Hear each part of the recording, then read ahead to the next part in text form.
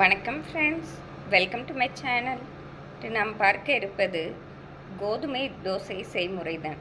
நம் வீட்டில் தோசை மாவு தீர்ந்து விட்டால் மிக விரைவில் செய்யக்கூடிய கோதுமை மாவு தோசை தான். இது மிக சுவையாக இருப்பதோடு மிகவும் சத்தானதும் கூட. கோதுமை மாவு தோசை செய்வதற்கு 1 கப் கோதுமை மாவு, ஒரு பெரிய வெங்காயம் பொடியாக நறுக்கியது, சிறிது கறிவேப்பிலை, பச்சை மிளகாய் நறுக்கியது, 1 கப் தோசை மாவு, 1 ஸ்பூன் மிளகுத்தூள், 1 ஸ்பூன் ஜீரகம். முதலில் நாம் கோதுமை மாவை 1 டம்ளர் தண்ணீர் ஊற்றி கரைத்து கொள்ள வேண்டும். நாம் ஒரு பவுலில் போட்டு தண்ணீர் சேர்க்க வேண்டும். இந்த அளவு கோதுமை மாவிற்கு 1 டம்ளர் தண்ணீரே போதுமானது. நாம் தண்ணீர் சேர்த்தவுடன் தேவையான உப்பை போட்டுக்கொள்ளலாம். நாம் தூள் உப்பு சேர்த்து கொள்ளலாம். நாம் உப்பு சேர்த்தவுடன் தோசை மாவு பதத்திற்கு கரைத்து கொள்ள வேண்டும். நாம் இந்த அளவு கெட்டியாக கரைத்து கொள்ள வேண்டும். நாம் கையினாலும் கையை நன்றாக கழுவி விட்டு கரைத்து கொள்ளலாம், அல்லது கரண்டியினாலும் கரைத்து கொள்ளலாம்.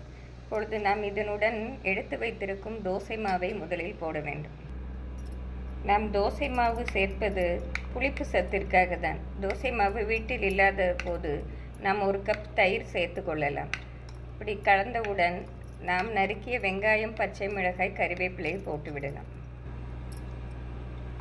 இதை நன்றாக கலந்துவிட்டு இதனுடன் நாம் ஜீரகத்தையும் மிளகுத்தூளையும் கலந்து விடலாம். இவை அனைத்தையும் நன்றாக நாம் ஒன்று சேர கலக்க வேண்டும். இப்பொழுது நாம் தோசை சட்டியை காய வைத்து இதை தோசையாக ஊற்றிக்கொள்ளலாம். ஃப்ரெண்ட்ஸ், தோசை சட்டி நன்றாக காய்ந்து விட்டது. இப்பொழுது நாம் தோசையை ஊற்றி விடலாம்.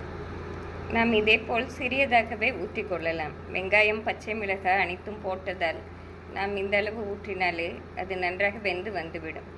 இப்பொழுது நாம் எண்ணெயை ஊற்றிக்கொள்வோம்.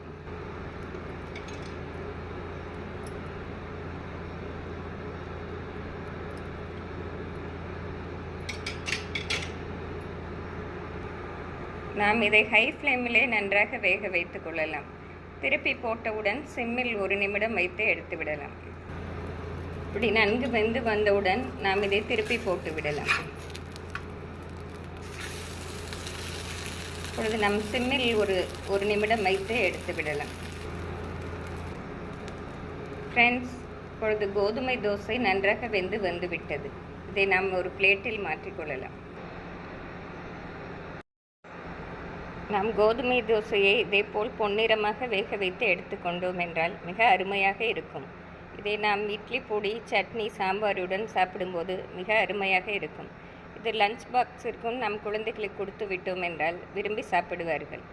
நாம் குழந்தைகளுக்கு கொடுத்து விடும்போது பச்சை மிளகாய் போடாமல் 1/4 ஸ்பூன் மிளகாய் பொடி போட்டும் கரைத்து கொள்ளலாம். இதை செய்து பார்த்து எப்படி இருக்கிறது என்று கூறுங்கள். Thank you friends.